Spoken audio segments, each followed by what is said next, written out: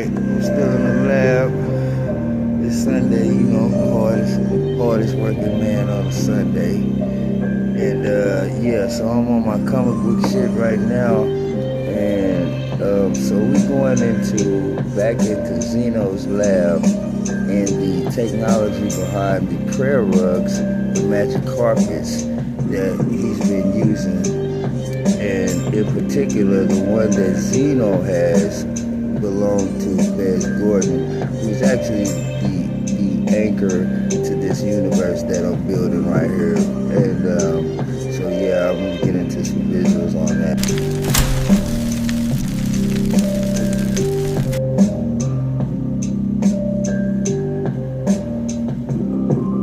The Royal Lab sequence, the circuit, the history, and the stones, visual. The camera pans across the sprawling high-tech Meccan Royal Lab. Robotic arms hum. Holographic telemetry screens flicker with particle data. And various scientists scurry around workstations under vaulted Arabic archways, actively working on redesigning new prayer rugs embedded with advanced circuitries. Audio. Asterisk A. Low, resonant electrical hum builds in the background as an ancient prayer rug on a central diagnostic table pulses with golden circuit-like light.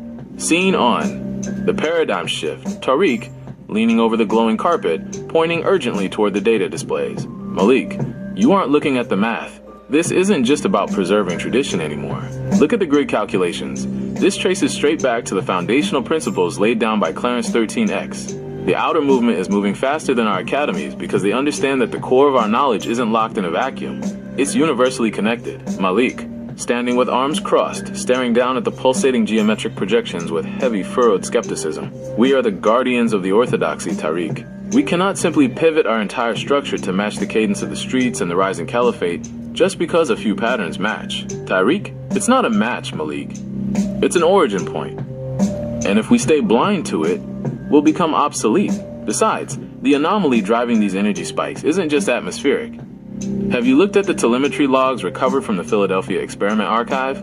The residual resonance patterns match the quantum signature of theFezGordon. Malik, hesitating, his expression shifting from stubborn to deeply unsettled. theFezGordon? The same researcher who vanished into the fold during the Navy's grid test decades ago? What does a lost anomaly from a military experiment have to do with these ancient temple carpets? Tariq, everything. He didn't disappear out of the universe. He fell straight into its architecture. And these carpets are acting as the receiver. Scene 2, the blood and the hardware. Malik, turning sharply away from the glowing console, his eyes narrowing at Tariq. Wait, if those stones or high-level melanin are the only true keys to the grid, how did Vladimir manage it? He was an Eastern European warlord with zero melanin lineage. How did his family's prayer rug ignite? And what kind of power did he actually pull from it? Tariq, crossing his arms, leaning against the edge of the lab table.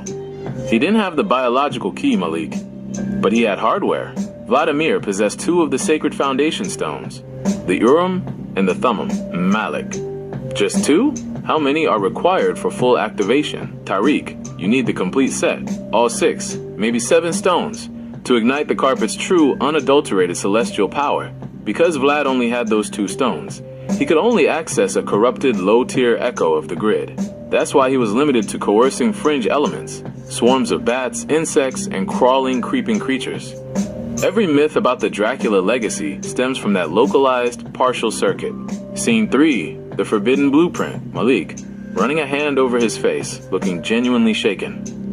If raw hardware like that has been floating around history, and the outer movement is unlocking the biological frequency, we are sitting on a powder keg.